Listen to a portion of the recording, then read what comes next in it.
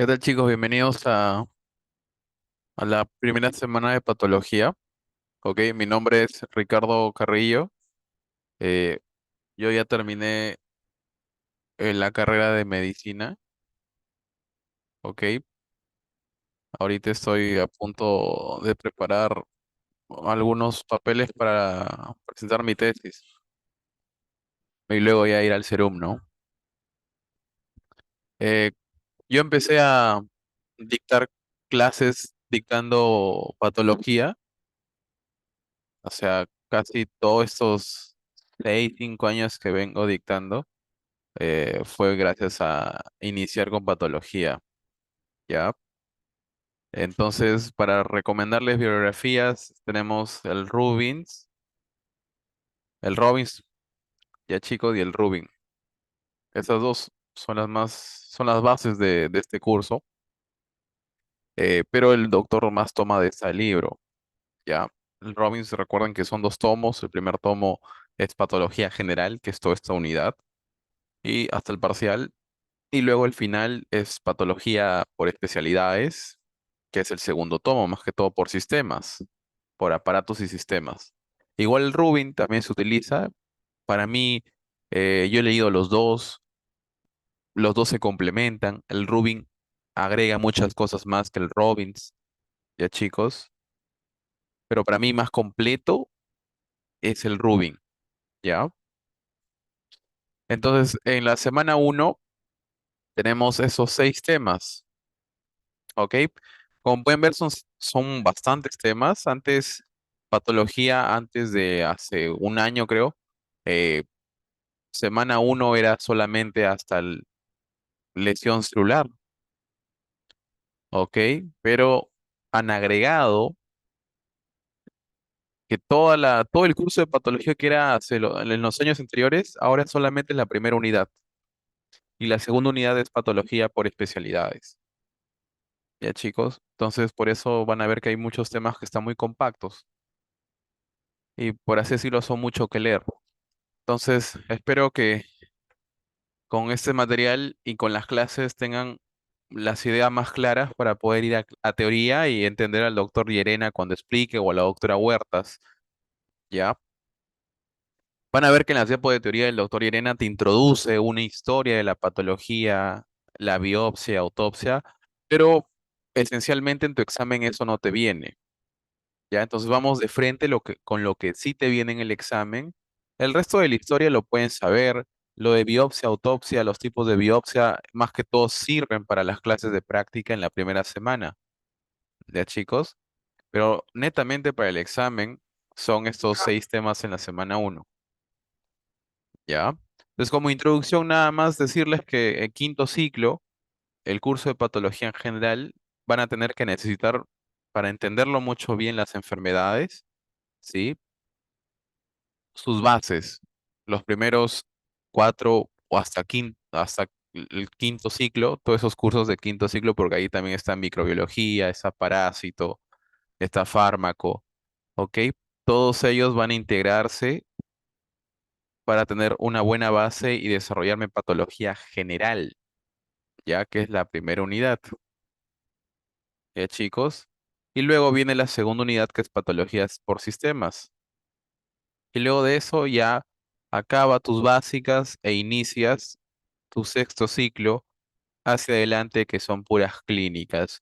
Y como experiencia, yo al haber llevado y haber leído bien los temas de patología, ya, cuando ingresas a clínicas, ya no necesitas reforzar y recordar o estudiar de nuevo, mejor dicho, la fisiopatología de algunas enfermedades, ¿ok? Solamente sería repasar los criterios de diagnóstico, el manejo médico, el manejo quirúrgico, ¿ok? Porque eso no te enseña patología.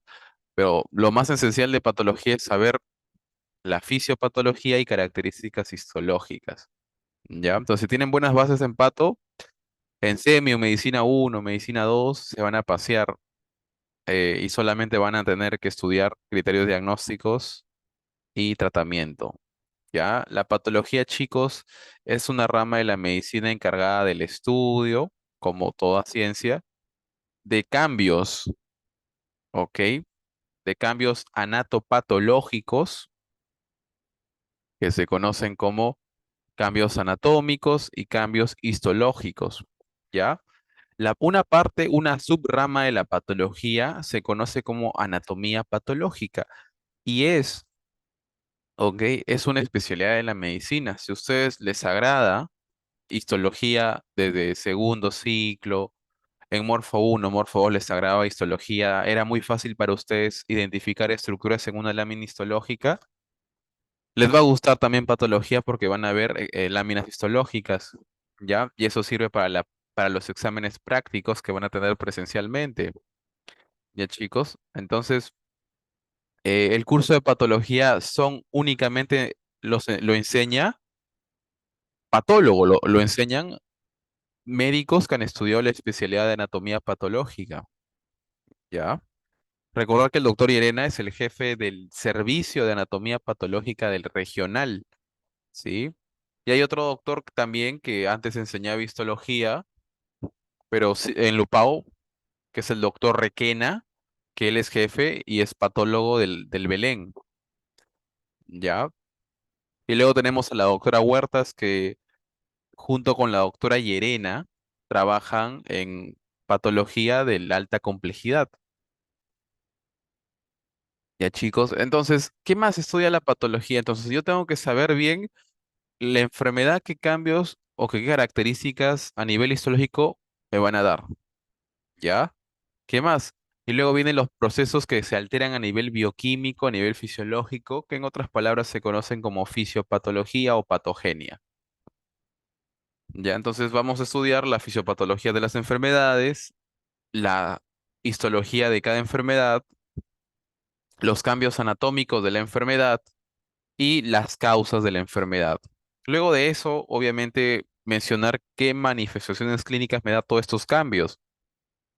Y eso es lo que integra Pato, ¿no? Pato te integra ya el cuadro clínico, más no el tratamiento ni el diagnóstico específico. Pero ya con patología lo que espero que ustedes tengan es saber la fisiopatología como mínimo de las enfermedades y saber cómo se manifiestan. ¿Por qué? Porque el doctor Irene le gusta mucho colocar en sus exámenes casos clínicos, ¿ok?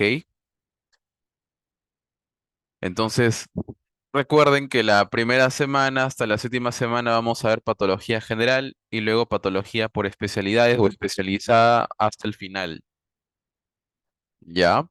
Entonces vamos a encontrarnos con el proceso patológico. El proceso patológico fue propuesto por el padre de la patología moderna. ¿Quién es el padre de la patología moderna? Rudolf Virchow. ¿Ok? Este señor, ya en 1800 por ahí, descubre que la célula tiene que ver en toda enfermedad. ¿Ok?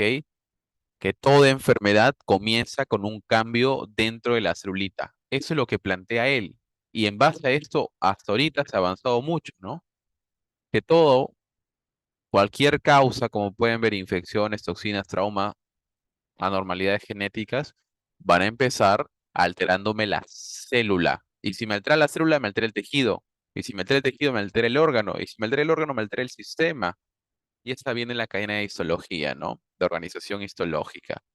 Chicos. Entonces, estas etiologías lo que van a causar es mecanismos de enfermedad, alteraciones bioquímicas, ¿ok? Alteraciones fisiológicas, que se conocen como fisiopatología o patogénesis, ¿ya? Entonces, esta patogénesis, esta fisiopatología, esta patogenia también llamada, me van a representar cambios estructurales a nivel anatómico y cambios a nivel de tejidos histológicos. Y todos estos cambios y la fisiopatología en conjunto me van a dar síntomas y signos de la enfermedad. Todo eso se conoce como el proceso patológico. Yo les recomiendo, cuando empecemos ya a ver enfermedades, estudiar así, ¿no? Tienen su hojita, su hoja de repaso, su hoja de cuaderno o sus apuntes digitales, ponen el título de la enfermedad, ya, enfermedad, Y ponemos uno, etiologías, causas, o hay algunas enfermedades que no tienen etiologías o causas definidas. Entonces ponemos factores de riesgo. ¿Ok? Le enumeran. Punto 2, fisiopato. Yo para mí, yo les recomiendo que la fisiopatología no lo escriban en un párrafo, ¿no? Sino lo hagan como causa y efecto. ¿Ok? Causa y efecto. ¿Qué quiere decir? Un ejemplo. Si disminuye el oxígeno, en la llegada de la celulita, ¿qué va a pasar? Disminuye la formación de ATP. Causa, efecto. Y así van trabajando con flechitas. Y así es mucho más fácil para ustedes que se graben la fisiopatología. Luego de la fisiopatología vamos con el punto 3, que son los cambios morfológicos, cambios anatómicos, cambios histológicos. Que voy a ver que, un ejemplo, los ribosomos están sueltos o a nivel anatómico, que esté blanco el órgano, ¿ya? Ejemplo, ¿ok? Y luego, punto 4, cuadro clínico, ¿sí? Y ese cuadro clínico tú tienes que asociarlo con la fisiopatología. Ya chicos, tienes que asociarlo con la fisiopatología, no te lo sepas de memoria, ¿ok?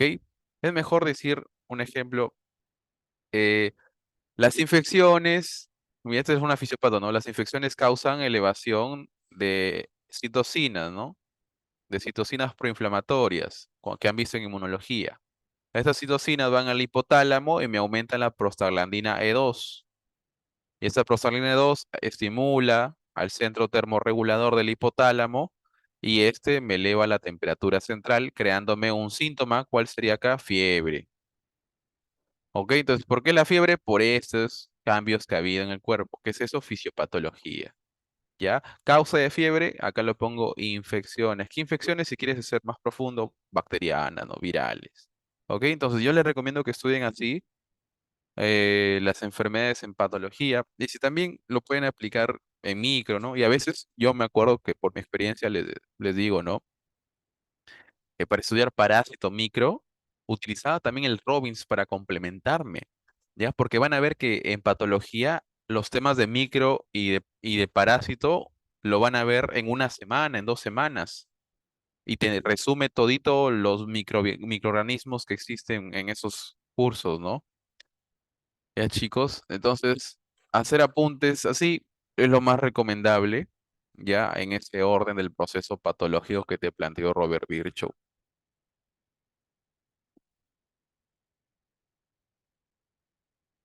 Entonces vamos a empezar con lesión celular, ¿ya? La lesión celular, chicos, puede ser de dos tipos, puede ser irreversible o puede ser reversible. ¿Cuáles son las causas de lesión? Hay múltiples causas de lesión que vamos a ver, ¿ya?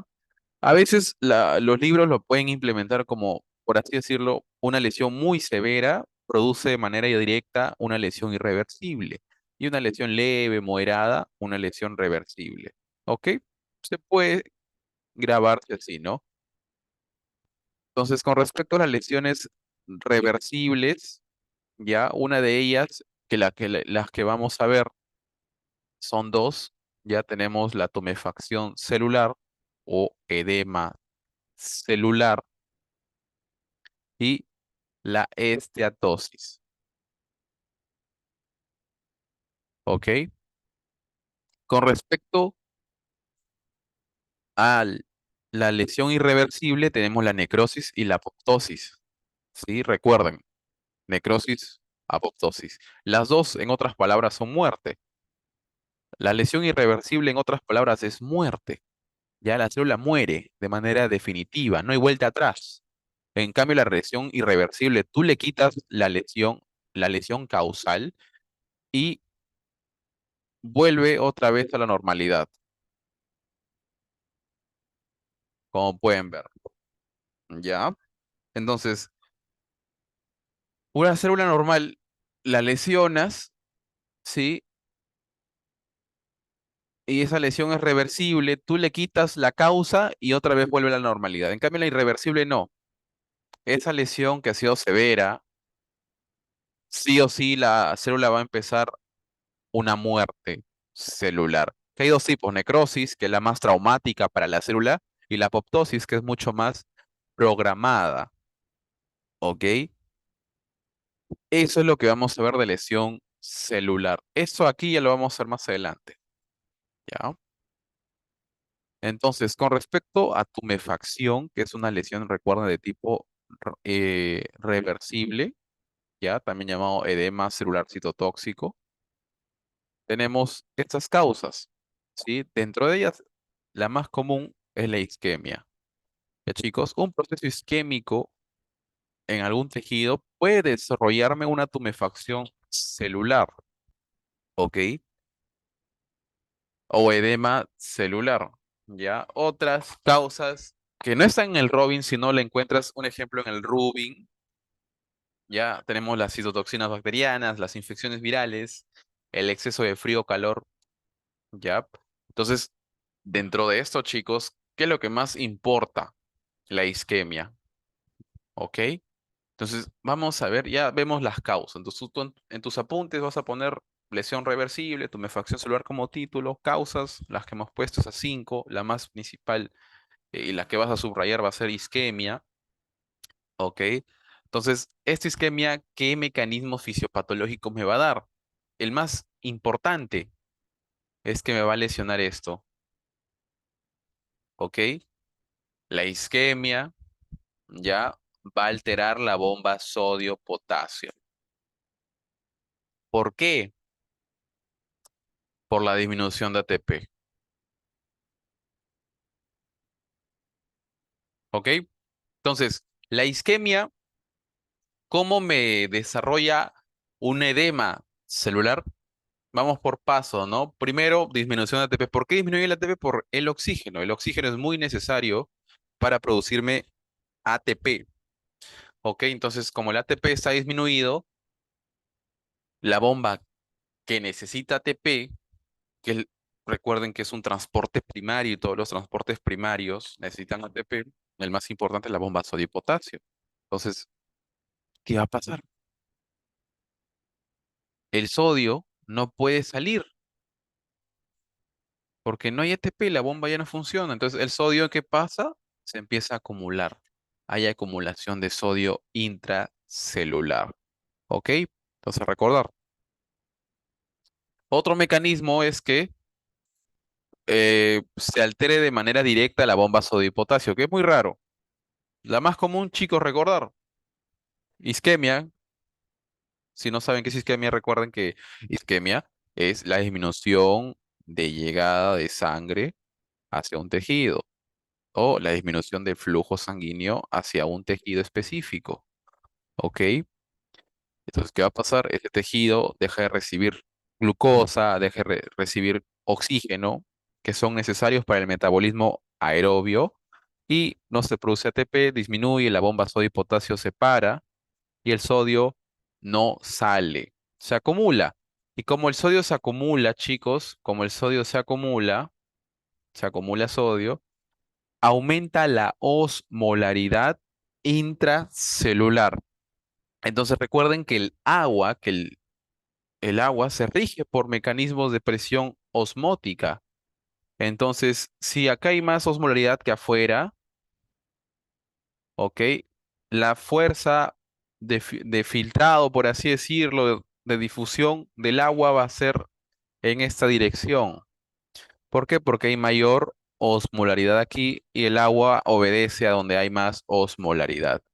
¿Ok? Entonces el agua, como es una sustancia muy simple, atraviesa la membrana por difusión simple, ¿ok? Como es una molécula muy pequeña, lo atraviesa y empieza a ingresar bastante agua en la celulita. Se acumula agua, edema, ¿no? Edema celular o tumefacción celular. A nivel histológico, como pueden observar, se observa, ya, se visualiza así, ¿ok? Tenemos una celulita aquí con membrana plasmática íntegra, ya, pero con el núcleo también íntegro. Este es el nucleolo, de chicos. Y lo otro que me llama la atención es que el citoplasma está blanco, está pálido. ¿Por qué? Porque hay vacuolas de agua. Y el agua, cuando tú le agregas hematoxilina y eosina, el agua no se tiñe. Ya no teñirse, se ve blanco, transparente. ¿Ok? Entonces, Tenemos ahí un citoplasma pálido. Es característica histológica. Ya, y van anotando. Entonces, ingresa, recuerden, ¿qué te dice el Robbins? Va a haber un citoplasma grande y pálido, el núcleo está normal, la membrana también está normal, ¿ya? Entonces, vamos a añadir un punto que acá he agregado Robbins y Rubins juntos. ¿Qué te dicen? A nivel microscopio electrónico, ¿cuáles son los cambios anatopatológicos a nivel microscopio electrónico? Entonces, todas las organelas se van a dilatar, se van a distender por producto de la acumulación de agua dentro de ellas. Un ejemplo, el retículo endoplasmático ingresa agua, se distiende. Al distenderse, recuerden que los ribosomas están pegados al retículo endoplasmático rugoso. Al distenderse, estos ribosomas que en conjunto forman polisomas se desprenden. ¿Ok? ¿Qué más? Mitocondrias se dilatan, se distienden, producto de la acumulación de agua. Pregunta de examen, ¿sí? Los cuerpos densos amorfos ricos en fosfolípidos, ¿dónde se localizan? En la mitocondria de la tumefacción celular. ¿Ok? Todo lo que sea pregunta de examen lo vamos a colocar de rojo. ¿Ya? ¿Qué más? Pueden haber burbujas, ¿sí? Como he podido esquematizar aquí, ¿ya, chicos? Lo otro, la aparición, otra pregunta de examen, ¿ya? Que son de diferentes años, ¿ok? Figura de mielina intracitoplasmáticas. Entonces te preguntan, ¿no? La aparición de figuras de mielina intracitoplasmáticas se relaciona con tumefacción celular. Esa la marcas. ¿Ok? Intracitoplasmáticas. Ya, chicos, porque vamos a ver otras figuras de mielina más adelante. ¿Ya?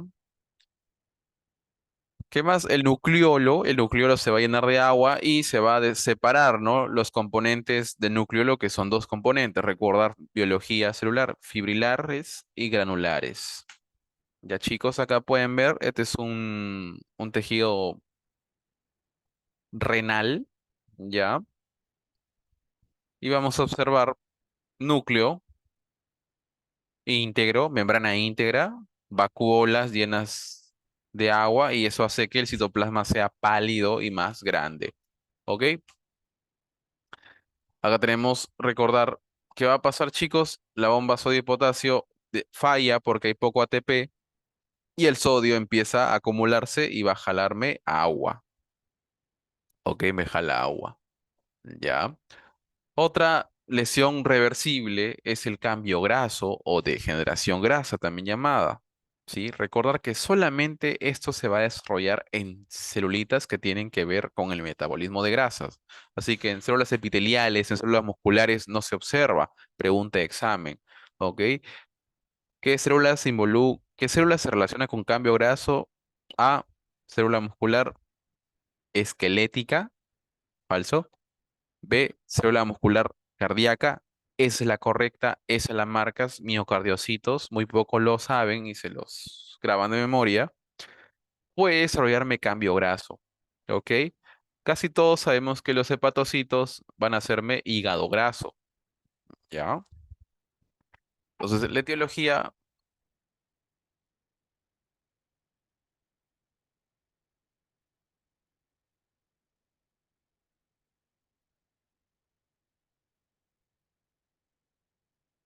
y las causas no alcohólicas, como un ejemplo, la obesidad.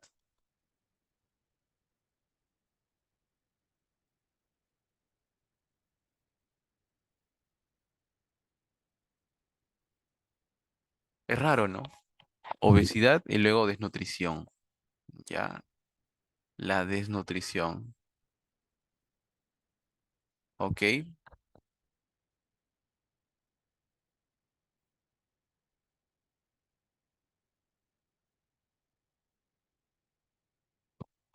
Chicos. Alcoholismo y causas no alcohólicas, obesidad, diabetes mellitus, el uso de corticoides, ok, la desnutrición, ¿ya? Entonces acá que observamos,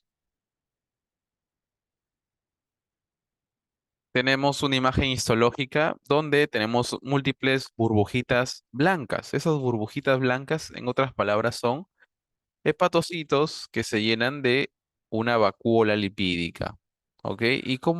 Igual como el agua, la vacuola lipídica, que solamente es una sola, ¿sí? Esa vacuola lipídica no se tiñe con hematoxilina y eosina, solamente se puede teñir con Sudán 3. Sudán 3, nunca se olviden, sirve para lípidos, ¿ok? Acá tenemos, ¿sí? Un hígado, ya estos son hepatocitos, lo que ven bien, bien fucsias, y los puntos morados son los núcleos, ya, pero estas burbujas blanquitas son las vacuolas de grasa, ¿ok? Y recuerden que esa grasa no se tiñe con hematoxilina eosina, por eso se ve blanca, ¿ya? Luego vamos a entrar a la lesión irreversible. La lesión irreversible tiene múltiples causas, ya tiene estos cambios histológicos, perdón, cambios bioquímicos y fisiológicos hasta llegar a cambios morfológicos, ¿ok? Como pueden observar, lo primero que se altera, ya chicos, lo primero que se altera es la bioquímica. Ya la bioquímica normal es la primera que se altera. Luego vienen los cambios ultraestructurales, ¿sí? Los cambios atómicos, ¿sí? Los cambios ultramicroscópicos solamente visto con microscopía electrónica, que son los ultraestructurales. Luego los cambios con el microscopio óptico, ¿ya? Y luego vienen los cambios anatómicos en gran medida, ¿no? Recordar. Entonces, lo primero, alteraciones bioquímicas y fisiológicas, luego ultraestructurales, microscópicos ópticos y macroscópicos. Nosotros vamos a ver en práctica ya pura lámina histológica de microscopios ópticos en sus prácticas reales, presenciales, pero en las diapositivas van a ver que en las prácticas les van a colocar también algunas imágenes de microscopio electrónico, ¿ya? Entonces, ¿cuáles son los mecanismos de lesión que se asocian con la lesión irreversible? Uno, la más importante, la disminución del ATP. Sí, la disminución del ATP puede ser por hipoxia, ¿ok? Por isquemia, por hipoglucemia en el tejido, no solamente local en el tejido comúnmente. Entonces, la hipoxia tisular y la hipoglucemia tisular son producto, ya chicos, son producto de la isquemia, de la disminución de flujo sanguíneo. Isquemia. ¿Ok? ¿Qué más? La disminución de ATP puede ser por daño mitocondrial, producto de fármacos, producto del cianuro. ¿Ok? Entonces, todo esto acá que van a hacerme, disminución del ATP. Recuerden cuál es el proceso para producirme ATP, la fosforilación oxidativa. ¿Ok? Es el proceso que logra producir ATP en la celulitas. ¿Ya? Entonces, ¿cuáles son las consecuencias de la disminución de ATP? Uno, que falla el transporte activo primario, recordar, ¿no? Principalmente la bomba sodio y potasio. ¿Qué más? Que se empiece a estimular la glucólisis anaerobia, ¿ok? Ya que como no hay oxígeno, se inactiva la glucólisis aerobia y empieza a elevarse la función de la anaerobia. Y la anaerobia lo que hace es que transforma la glucosa en piruvato, ¿ok? ¿Ya? Y el piruvato lo forma en ácido láctico, ¿ok? Y ese ácido láctico es gracias a la LDH, la lactato deshidrogenasa. Entonces, en un paciente que está haciéndome lesión irreversible, más que todo de tipo necrosis, el ácido láctico o lactato va a estar elevado. ¿Por qué? Porque como hay poco oxígeno, ya, la glucosa opta por formarme ácido láctico. ¿Ok? Eso se conoce como glucólisis anaerobia. Ya, lo otro que mientras las celulitas que tienen reservas de glucógeno lo que van a hacer es como ya no hay poco oxígeno o llega muy poca glucosa, empiezan a degradar el glucógeno de sus reservas. Entonces va a haber agotamiento de reservas de glucógeno.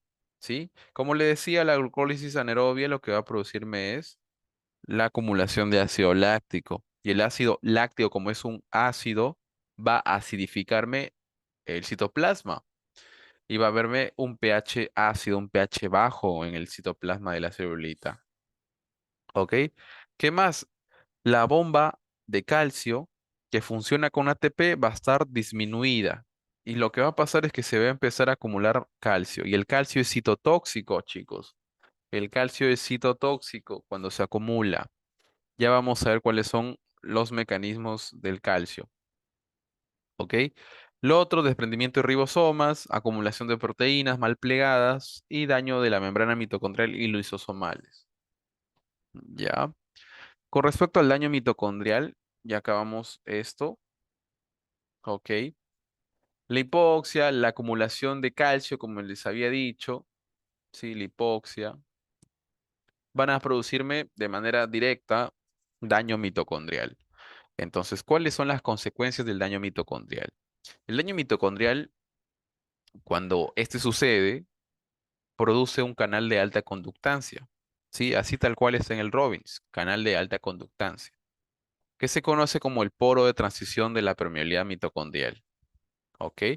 Ese poro lo que hace, chicos, ya, es que la fosforilación oxidativa se inactive en la formación de ATP, ¿ok? Entonces, la fosforilación oxidativa se altera. ¿Qué va a pasar? Disminuye el ATP. Y como se altera, tiende a formarme mayor especies reactivas de oxígeno. Ya vamos a ver qué son esas. Y recuerden que esas especies reactivas de oxígeno también siguen dañando mitocondrias. ¿Ya? Y lo otro que también el citocromo C puede salirme en un proceso de necrosis y producirme en esa necrosis apoptosis. ¿Ok? Entonces, ya vamos a ver eso. Vayan anotando esas cositas. ¿Ya? Luego cuando lleguemos a esa parte les voy a hacer recordar sobre esta tablita.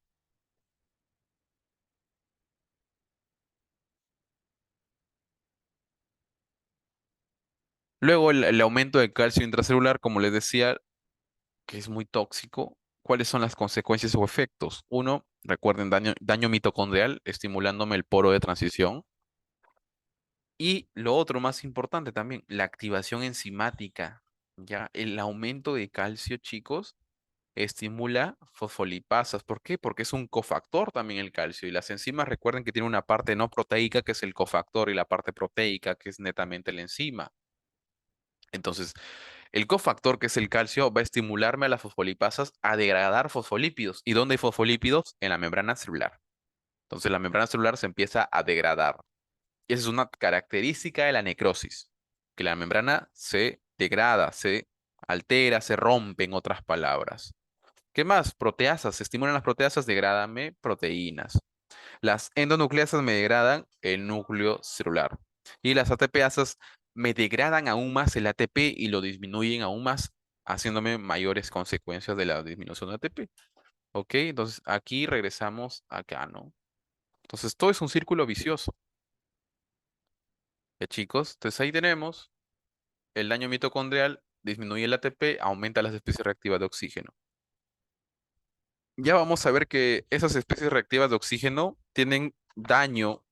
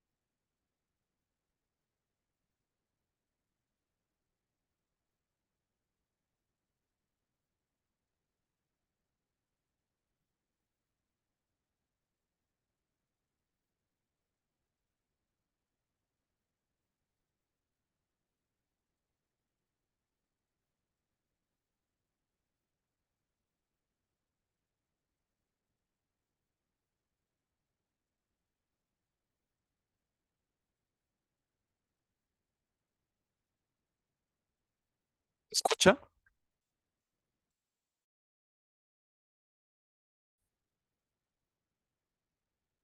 Como habíamos visto, ya chicos, en el daño de la mitocondria,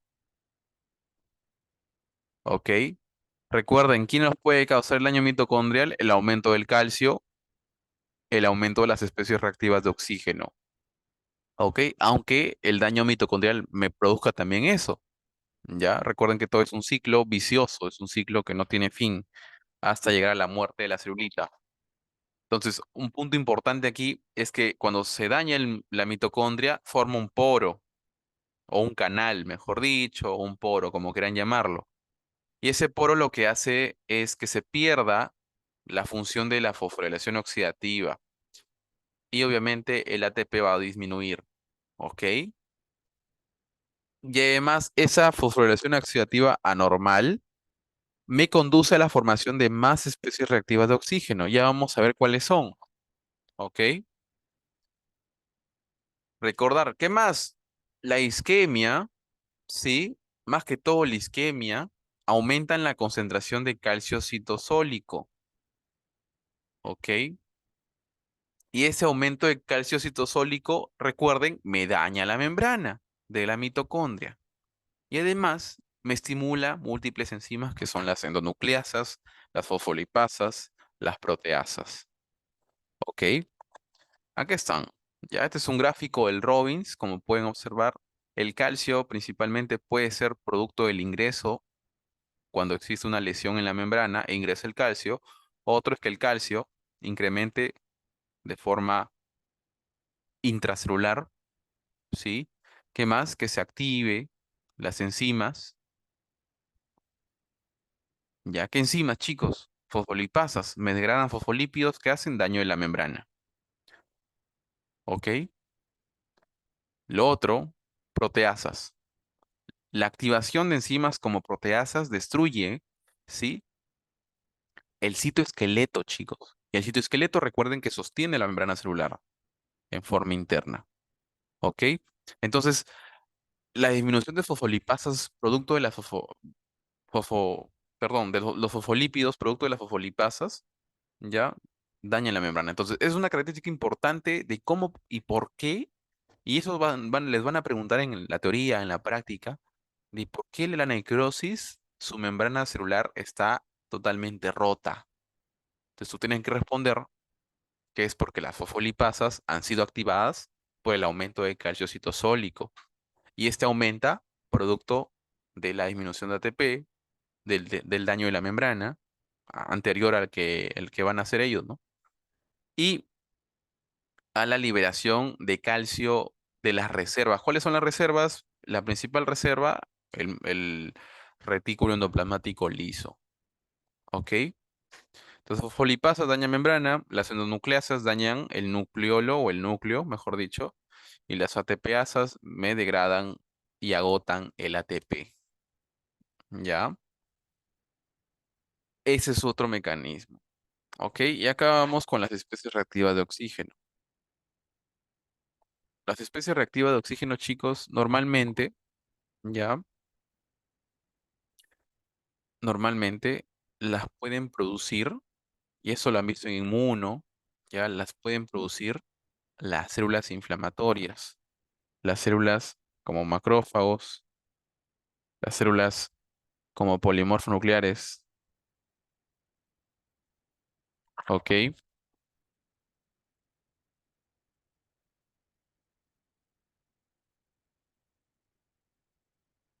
No, como les digo, la mitocondria lo produce, pero hemos visto en los anteriores mecanismos que las especies reactivas de oxígeno que no son producidas por las mitocondrias dañan y hacen mecanismos.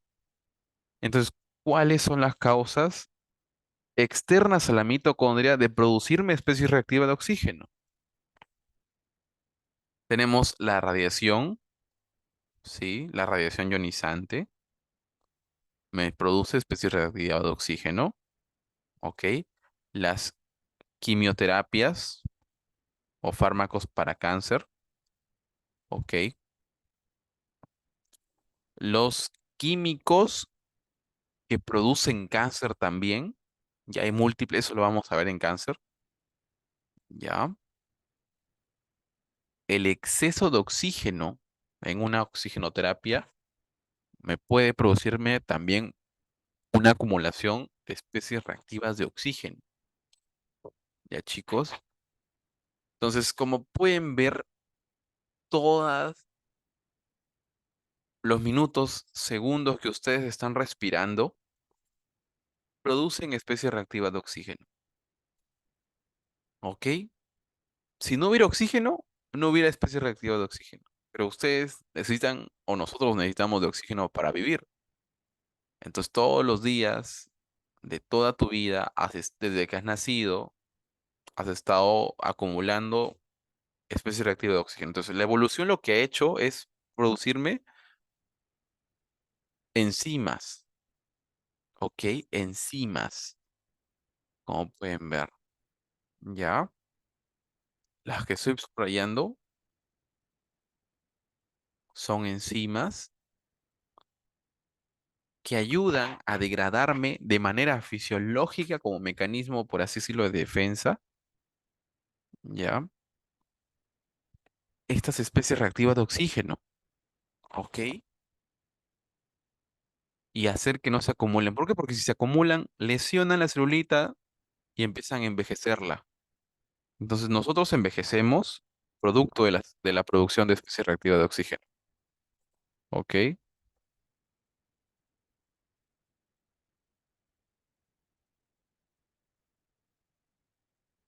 Ya, chicos, entonces acá como pueden observar, ¿cuáles son las especies reactivas de oxígeno? Peróxido de hidrógeno, superóxido, radical hidroxilo, peróxido de nitrito, ¿ok? Y el ácido hipoclorito, ¿ya? Recordad, esas son las especies reactivas de oxígeno. Radiación, toxinas, ¿sí? Producen especies reactivas de oxígeno, pero también el daño de la mitocondria produce especies reactivas de oxígeno. La primera especie reactiva de oxígeno que te pueden preguntar en crearse es el superóxido, ¿ok? Este superóxido puede ser transformado ya por la superóxido dismutasa, siglas SOT. La superóxido dismutasa es una enzima que ayuda a regular la producción de superóxido. Luego, si el superóxido sigue, se transforma en peróxido de hidrógeno, ¿ya? Este peróxido de hidrógeno puede ser degradado gracias a la catalasa, ¿ok? O glutatión peroxidasa, ¿ya, chicos? Pero ¿qué pasa? Existe un radical que no tiene enzimas que la puedan eliminar. Y es por eso que la consideran el radical más tóxico, ¿ok? Que es el radical hidroxilo. Ese no tiene cómo degradarse. Si se llega hasta ese punto, no hay vuelta atrás. ¿Qué es lo que va a hacer el radical hidroxilo? Hace peroxidación lipídica. Lo que hace es que dañe la membrana. Otro mecanismo de daño de la membrana. ¿Ya? Entonces, vayan sabiendo, ¿no? Cuando les pregunten por qué la membrana se rompe, por peroxidación lipídica, por la activación de fosfolipasas, ¿ok?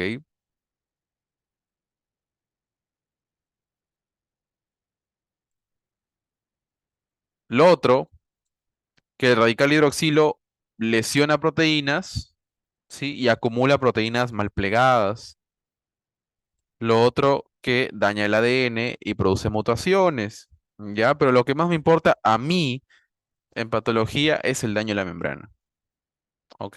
Recordar, radical hidroxilo no tiene enzimas que la puedan eliminar, ¿ok? Entonces recuerden, el peróxido de hidrógeno se va a transformar en radical hidroxilo y me va a producirme peroxidación lipídica, ¿ya? Eso es lo más importante para mí. También lesiona el ADN y al lesionar el ADN obviamente también activa la P53, ¿ya? Y por ahí se va la apoptosis, ¿ya, chicos? Recordar,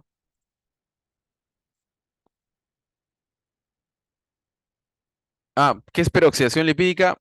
Es un proceso Ya, miren, recuerden, los radicales libres son moléculas inestables que les falta un electrón, ¿ok? Entonces, ven que el fosfolípido tiene un electrón y lo que hacen es coger el electrón. Entonces, el radical libre lo que busca es solamente su propio beneficio y forma una cadena, por así decirlo, de dominó, porque el radical va hacia el fosfolípido o alguna molécula y le quita un electrón, el radical se estabiliza, pero la molécula a la cual le quitó el electrón se transforma ahora en en una especie, en un radical libre, porque está inestable y le falta un electrón. Y ese va a seguir consiguiendo electrones y así. Entonces, la peroxidación lipídica es netamente lo mismo, pero en lípidos. ¿Ok? Y lo que pasa es que se va a alterar toda la función, la estructura química de del fosfolípido, y el fosfolípido se va a soltar y la membrana va a estar, obviamente, rota. ¿Ya? Entonces, el mecanismo...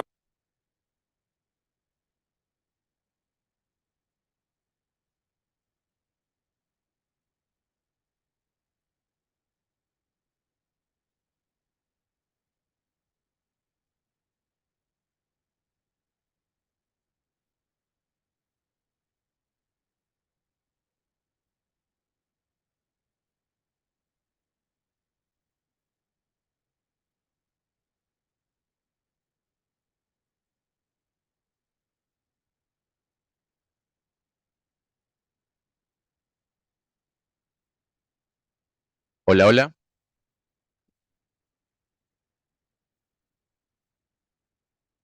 Ahora, hola. Escucha, ¿no? Sí, creo que,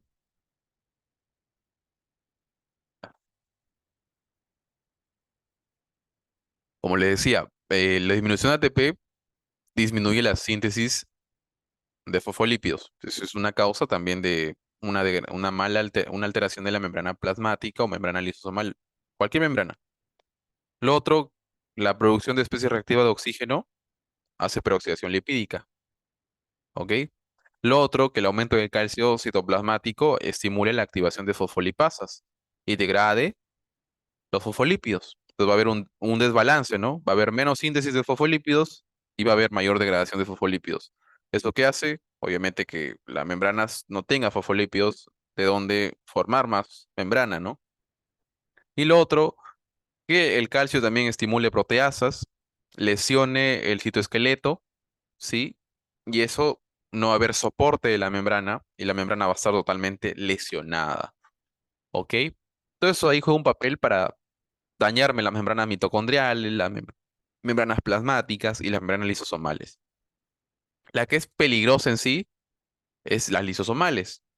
¿Por qué? Porque la pérdida de la membrana lisosomal, recuerden que el lisosoma contiene un montón de enzimas y enzimas digestivas. Entonces, una celulita que entra en necrosis y al final se rompe la membrana lisosomal, todas esas enzimas lisosomales van a digerir, o mejor dicho, autodigerir a la celulita que está en necrosis.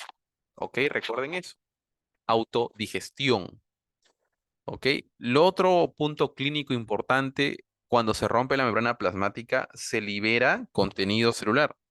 Contenido más que todo enzimático, estructuras proteicas de la celulita en necrosis salen a la sangre. Entonces, esos marcadores de necrosis son muy importantes. Por ejemplo, en el infarto del corazón. En el infarto del corazón, ¿ok? Se libera una enzima que se conoce como creatinin fosfoquinasa o la lactato deshidrogenasa. Esas enzimas, ¿ok? En una necrosis, también otras enzimas hepáticas que me asocian a necrosis puede ser las transaminasas. Entonces, la elevación de transaminasas me relaciona mucho a la necrosis hepática, un ejemplo. La elevación de troponinas se relaciona con el infarto de miocardio o del corazón. ¿Por qué? Porque esas enzimas, esas proteínas como troponinas, se encuentran dentro de la celulita y en la sangre normalmente están indetectables. ¿Qué pasa? Cuando se rompe la membrana, se libera la sangre y eso se eleva. Entonces, es un punto importante. ¿Ya? También otro ejemplo, ¿no? De enzimas. Eh, Cuando existe una pancreatitis aguda, hay necrosis pancreática de células pancreáticas, obviamente, y esas contienen lipasa. Y la lipasa, cuando se eleva en la sangre, comúnmente se asocia con la necrosis pancreática en una pancreatitis aguda. ¿Ya, chicos? Como pueden ver, conocer esto ya te hace muy diferente.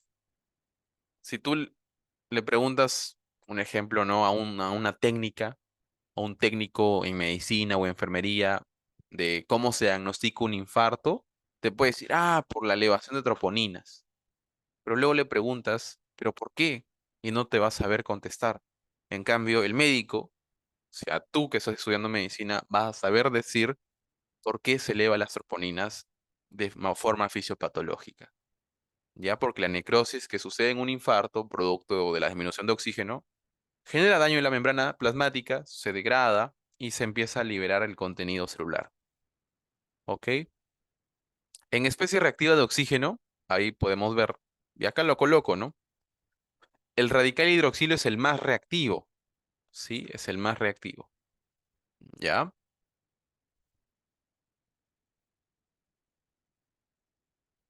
Ven que,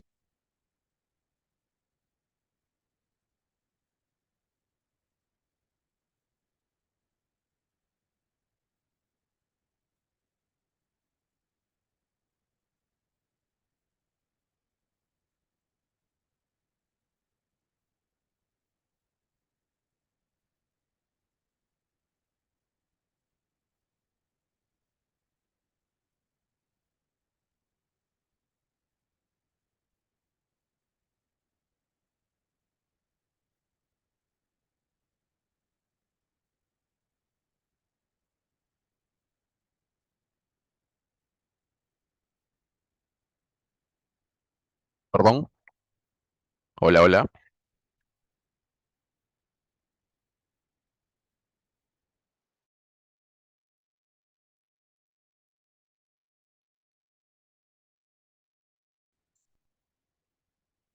Miren, estas dos tablitas que hemos visto son los gráficos que en las anteriores diapositivas he colocado.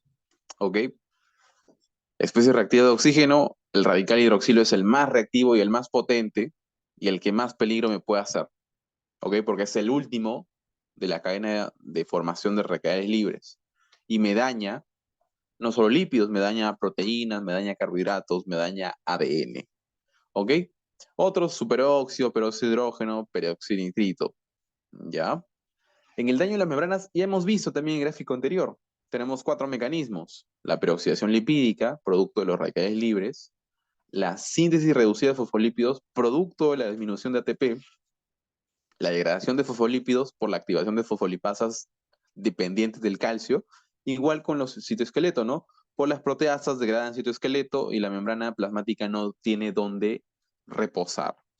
¿Ok? Todo eso ahí lesiona membranas celulares. ¿Ya, chicos? Entonces, sabiendo esos mecanismos, ya recuerden, daño de membranas, aumento del calcio, ¿ok? Disminución de ATP, daño mitocondrial, acumulación de especie reactiva de oxígeno, todos esos mecanismos van a dar diferentes tipos de necrosis. Y vamos a empezar con la necrosis más común, la más estudiada, la necrosis coagulativa, ¿ya?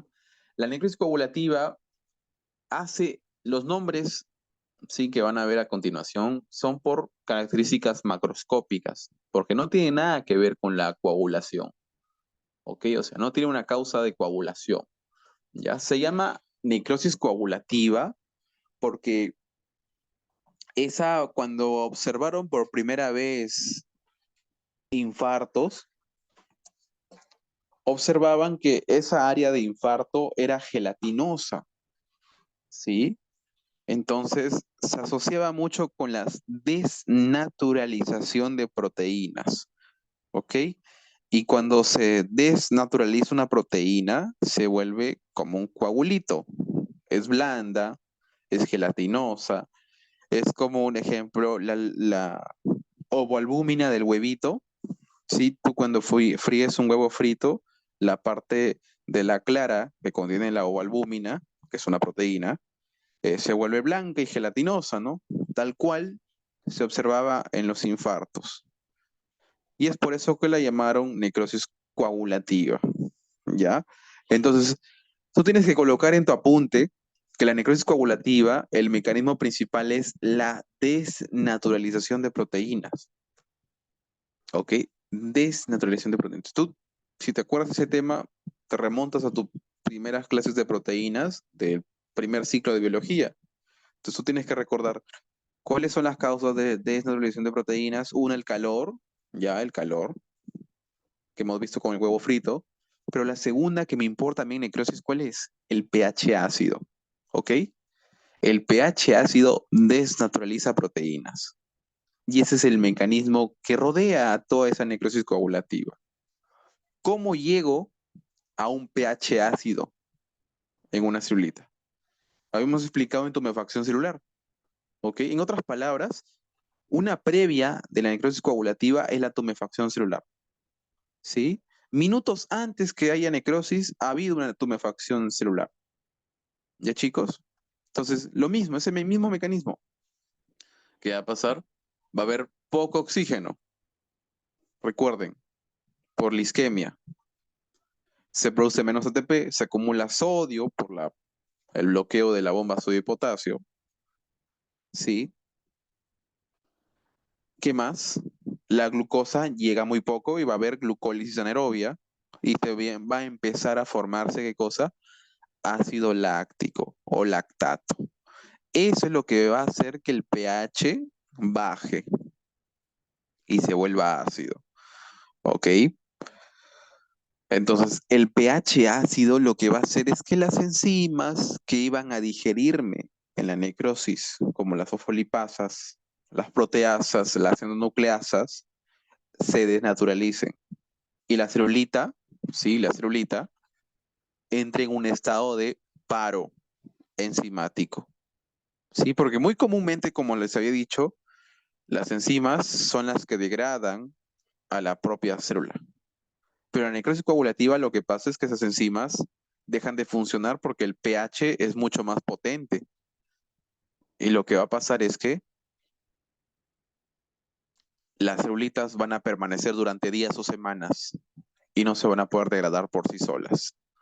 Esa es una característica muy importante de la necrosis coagulativa. ¿Sí, chicos? Permanecen los restos durante días o semanas. Entonces, ¿qué necesitan?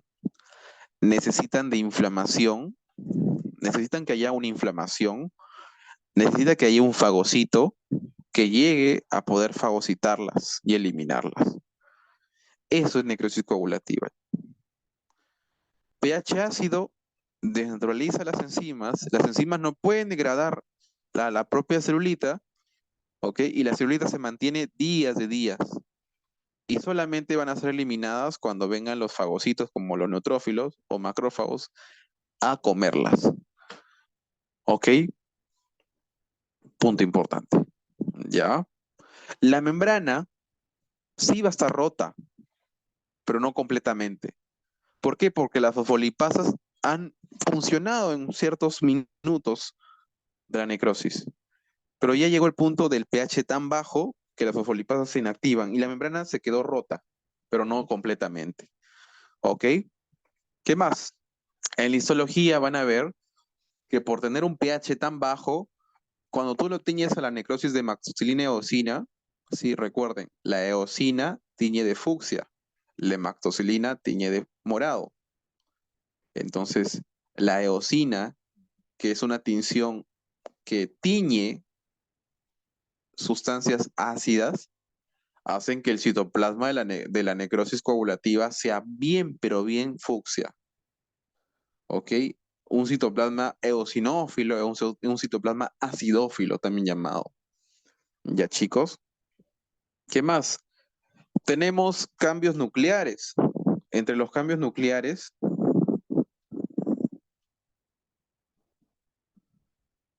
¿sí? Tenemos a la pignosis, que el núcleo se vuelve muy compacto y pequeño. ¿Ya? Pignosis. Recuerden que el núcleo puede ser así. Esto es pignosis. Lo otro, que el núcleo se fragmenta y en histología vamos a ver como polvito al núcleo, como polvito fragmentado.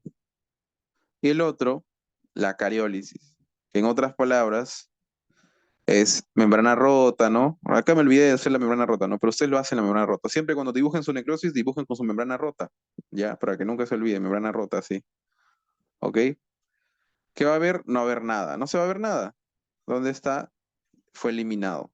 ¿Sí? Entonces, en la necrosis comúnmente se va a ver cariólisis de chicos, o sea, una célula anucleada. Y no, no quiere decir que no tenía núcleo, sino que el núcleo ya fue degradado, ¿sí?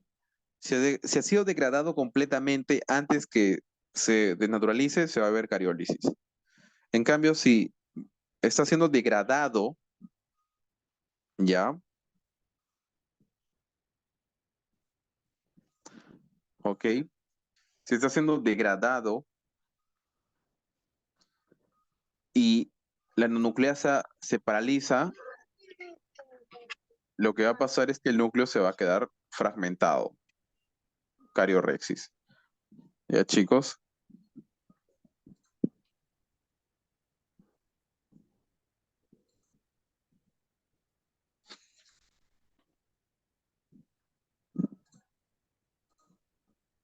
Lo otro, ya, en los cambios ultraestructurales, sí, vamos a ver que ha habido características de la tumefacción celular. Recuerden, ha habido dilatación de retículo endoplasmático, de mitocondrias, ya.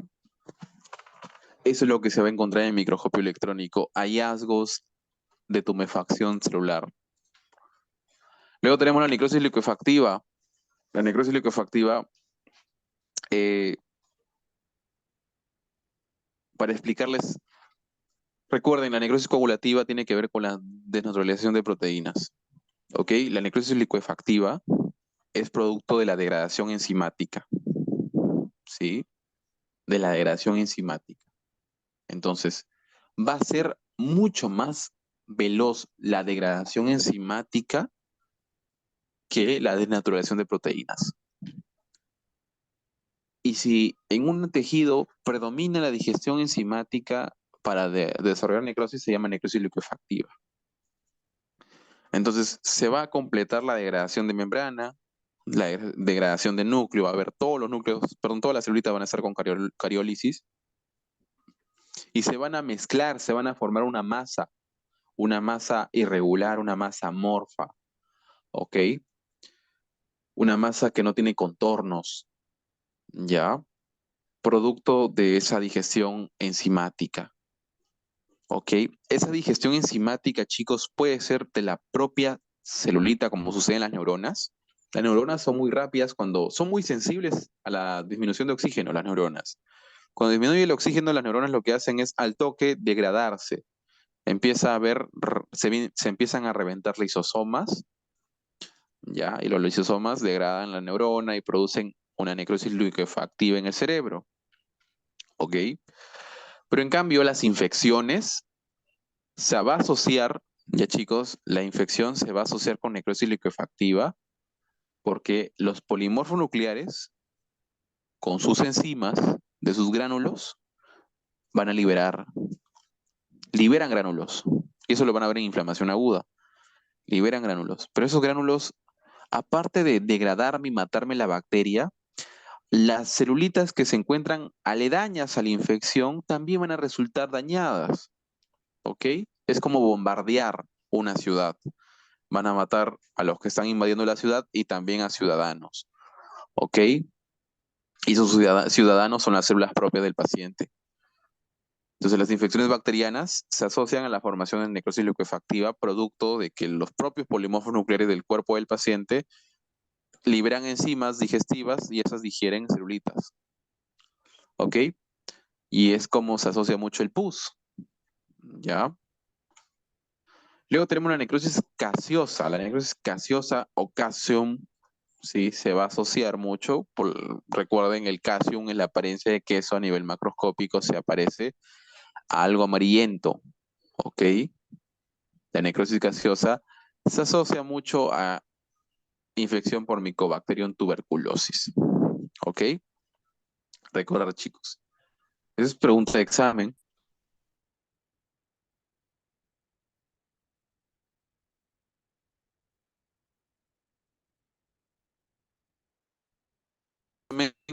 Es cerebral es necrosis liquefactiva. No se confundan que todo infarto de órganos va a ser necrosis coagulativa. El único infarto de órganos que no es necrosis coagulativa es la necrosis liquefactiva, o sea, el cerebro. ¿Ok?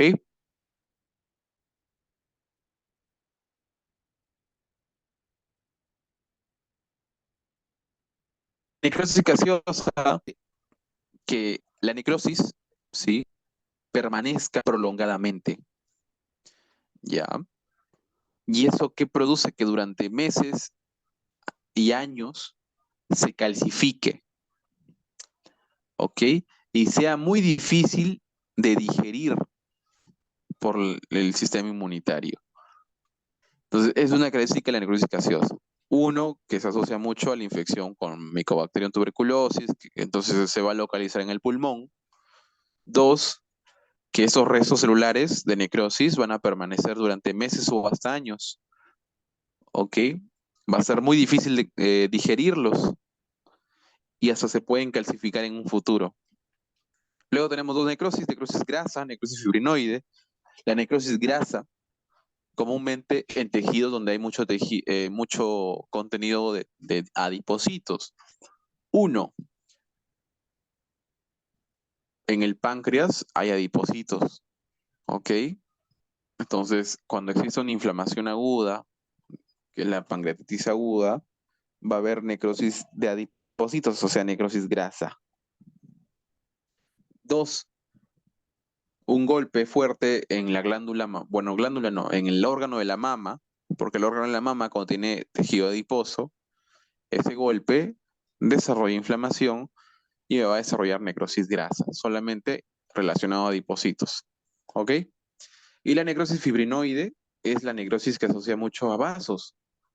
La, la, la vasculitis que vamos a ver cuando llevamos enfermedades autoinmunitarias, la vasculitis se asocia con necrosis fibrinoide, una necrosis del endotelio, ¿ok?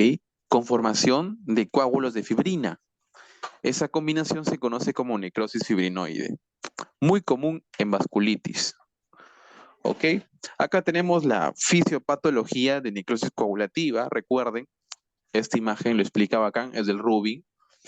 Se va a bloquear, obstruir una arteria, va a haber isquemia. ¿Ok?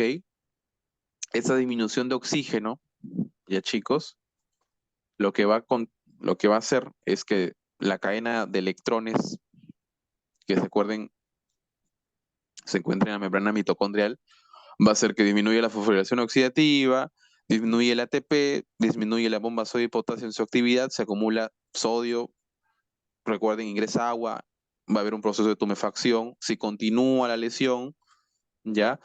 En otra, paralelo a esto, vemos que disminuye la glucólisis aerobia, aumenta la glucólisis anaerobia, la glucosa se transforma en piruvato y el piruvato en lactato, y el lactato disminuye el pH. El pH, ¿sí? Lo que va a hacer es prolongarse y al final hacerme desnaturalización de enzimas. ¿Ok? ¿Qué más? El calcio va a aumentar. El calcio va a aumentar de chicos, ¿ya? Producto, ¿sí? ¿De qué? Y acá te lo explica. El pH ácido va a hacer que se estimule el cambio, ¿ya? El cambio entre protones. Recuerden que los protones hacen acidez, entonces los botan, empiezan a botar a los protones para poder nivelar el pH. Pero ¿qué pasa? Que al botar protones aumenta más el ingreso de sodio y la acumulación de sodio, sea por la bomba sodio y potasio, sea por el contratransporte, ya contratransporte hidrogenión sodio, empieza a estimularme el intercambio y botar el sodio para que ingrese calcio o empiezan a botar sodio, ingresa calcio. Pero el calcio, acuérdense, el calcio puede aumentar por este intercambio, puede aumentar porque sale reservas del retículo endoplasmático liso o porque ya existe un daño de celular previo de la membrana celular, ingresa calcio del exterior y el calcio se acumula y recuerden que activa la fosfolipasa A2. Y esa fosfolipasa me daña la membrana celular. ¿Quiénes más me dañan? La acumulación de especies reactivas de oxígeno que producen peroxidación lipídica. Todo eso ahí está explicado en el texto, ¿ok? Igual acá, este es el Robbins, obstrucción del flujo, isquemia, va a haber disminución de la fosforilación oxidativa, disminución de ATP, aumenta la glicólisis anaerobia, ¿sí? Aumenta el ácido láctico, aumenta el pH. ¿Qué más? Disminuyen las reservas de glucógeno. ¿Qué más? La bomba sodio-potasio disminuye. ¿Qué va a pasar? El sodio se acumula y va a ingresar, se va a intercambiar, no recuerden, se intercambia sodio por calcio y el calcio aumenta. Se empieza a acumular el calcio. ¿Ok? Acá tenemos una lámina histológica de un infarto de riñón. ¿Qué tenemos? Tenemos múltiples celulitas que aún mantienen su contorno, ¿ok? Aún mantienen su contorno, pero no tienen núcleo, están en cariólisis, ¿ya? Esa es una necrosis, un infarto renal, es una necrosis coagulativa, aún permanecen ahí, aún mantienen contorno, ¿ok? No tienen núcleo, pues en cariólisis. Y los núcleos que ven en el espacio intersticial del riñón, ¿ok? Esto, no, son células inmunitarias. Como un ejemplo, ¿no? Acá estamos viendo un neutrófilo tratando de cruzar para poder empezar a fagocitar, ¿ok? Entonces la necrosis se va a asociar a la inflamación. Y esa es una diferencia con la apoptosis. ¿Ya, chicos? La necrosis se asocia con inflamación. ¿Ya? Luego tenemos la necrosis liquefactiva. Acá sí tenemos un múltiple número de polimorfos nucleares alrededor de una necrosis que está con flecha. Esto aquí es una masa amorfa sin núcleo que ha perdido totalmente el contorno, ni siquiera se delimitar las celulitas, es una masa amorfa, es necrosis liquefactiva. ¿Ok? Tenemos alrededor múltiples polimorfos nucleares. Ya comúnmente habrá sido que los polimorfos hayan degradado con las enzimas a ese grupo de celulita que ha hecho necrosis liquefactiva. ¿Ya? Esto es a nivel macroscópico, tenemos un infarto de cerebro que ha hecho necrosis liquefactiva. ¿Ok? Acá tenemos necrosis gaseosa. Recuerden, a nivel macroscópico, la necrosis gaseosa tiene un color amarillento o mostaza, como un queso. ¿Ok? Recuerden que esta necrosis gaseosa se asocia a la inflamación granulomatosa crónica de la Mycobacterium tuberculosis. Eso lo vamos a ver también la otra semana en inflamación crónica. ¿Ok? Y luego tenemos la apoptosis celular. La apoptosis puede ser por sucesos fisiológicos o sucesos patológicos. ¿Ok, chicos? En sucesos fisiológicos, ya, tenemos a la embriogénesis. ¿Sí? Recuerden que la apoptosis forma parte de procesos o mecanismos de embriogénesis. ¿Se acuerdan los mecanismos de embriogénesis? Tenemos diferenciación, proliferación, migración y apoptosis. Entonces, la apoptosis se va a encontrar como ejemplo en cualquier proceso de embriogénesis. ¿Sí? Como un ejemplo, ¿no? El más común en la embriología del sistema urinario, ¿sí? Primero se recuerden que se formaba el pronefros y luego hacía apoptosis. Luego se formaba el mesonefro y hacía apoptosis. ¿Ok? Y recién al último ya se formaba el sistema urinario definitivo. ¿De chicos? ¿Qué más? Otro proceso donde puede haber apoptosis, ¿ya chicos? Es es en una supresión hormonal. Cuando caen las hormonas, un ejemplo en la mujer durante la menopausia, caen los estrógenos, cae la progesterona, porque ya el ovario ya no produce eso, ¿sí? Porque ya se acabaron los óvulos, ya no hay nada de óvulos en la mujer, caen las hormonas, y esas hormonas recuerden que eran proliferantes, y las van a ver también como ejemplo en la hiperplasia. Cuando veamos adaptación celular, en la parte de hiperplasia, ya, vamos a ver que las hormonas que estamos viendo aquí ayudaban a la hiperplasia endometrial, un ejemplo. Entonces, cuando caen, al revés, ¿no? Va a haber apoptosis, ¿sí? De células endometriales y disminuyen el número.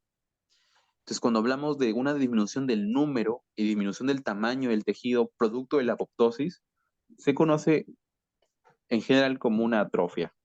Disminución del número mediante apoptosis, ¿no? Recuerden, disminución del número de celulitas mediante apoptosis, atrofia.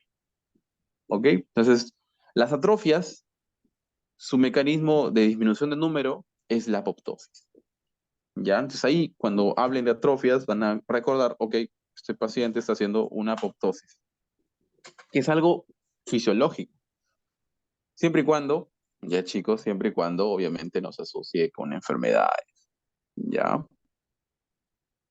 Otro ejemplo de apoptosis ya patológicas es producto de fármacos como quimioterapia, ¿sí? Radiación, ¿ok? Virus, ¿ya?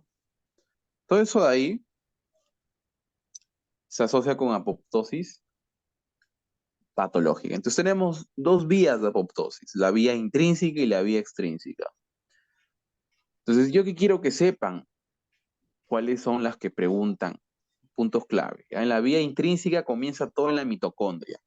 Causas o estimulantes, cualquier enfermedad que me daña el ADN, infección viral, radiación, radicales libres, cualquier cosa que me dañe el ADN, ¿qué va a hacer? Que se active la P53, que es es la más importante de los sensores. Hay Puma, Noxa, pero la P53 es la más importante. Recuerden, la han visto en biología. Entonces, cuando la P53 lo que va a hacer es parar el ciclo celular e intentar reparar. Si es que no puede reparar el ADN, ¿qué hace? Inactiva la BCL2. La BCL2 es una proteína antiapoptóica que comúnmente ahorita en su cuerpo de ustedes está activa, permitiendo que la celulita viva. Por eso se conoce como antiapoptóica, porque inactiva a las proteínas proapoptóicas. ¿Cuáles son las proapoptóicas? La VAX y VAC. ¿Ok? Entonces, si tú inactivas a la BCL2, ¿quién va a estar inactivando la VAX-VAC? Nadie. Entonces, la VAX-VAC se activan. ¿Ok? Y estas, cuando se activan, empieza a haber una salida de citocromo C al citoplasma. Y el citocromo C, cuando sale de la mitocondria, que se encontraba en la membrana mitocondrial, recuerda, el citocromo C sale al citoplasma, va a buscar unirse con el APAF1 y cuando se unen forman el apoptosoma. Y al unirse, chicos,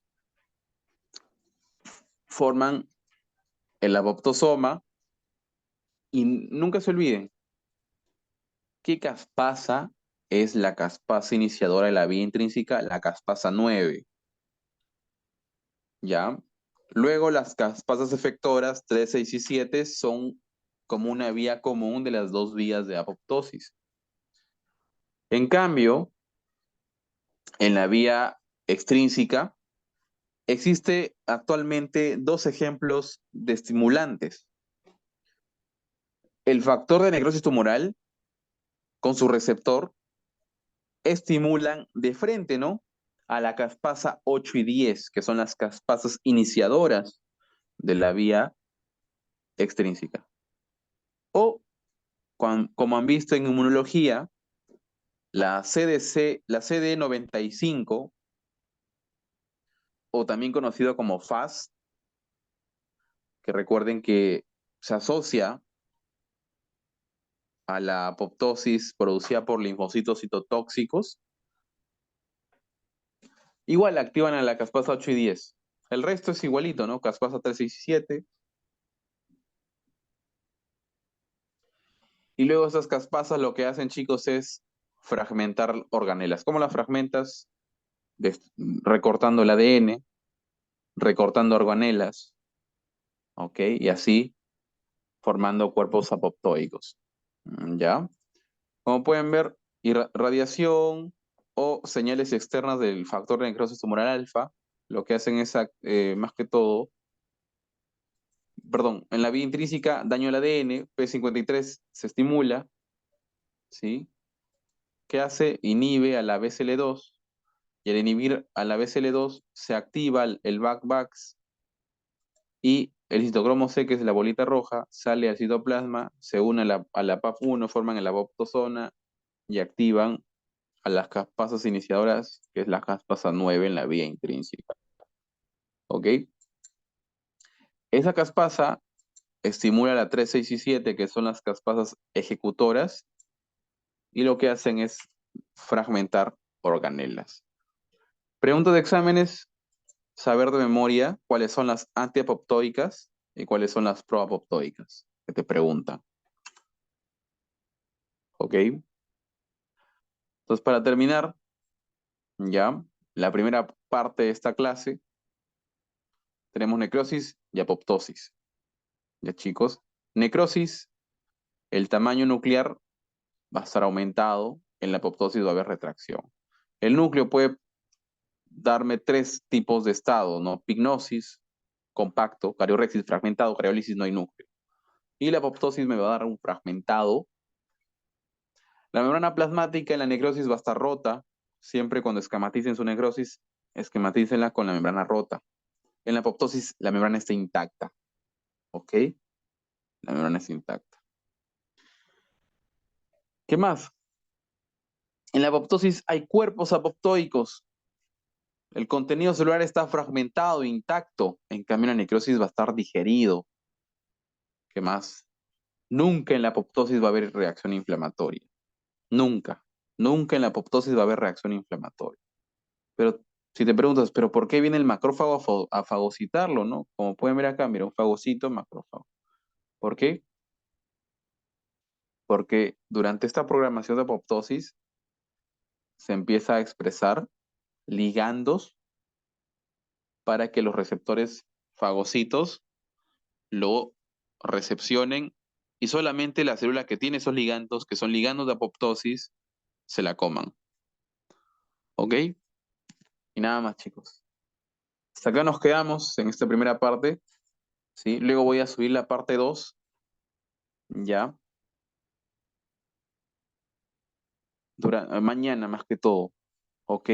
Les avisaré la hora, si es que pueden, en la mañana normal, si no, ya lo subo yo. Gracias.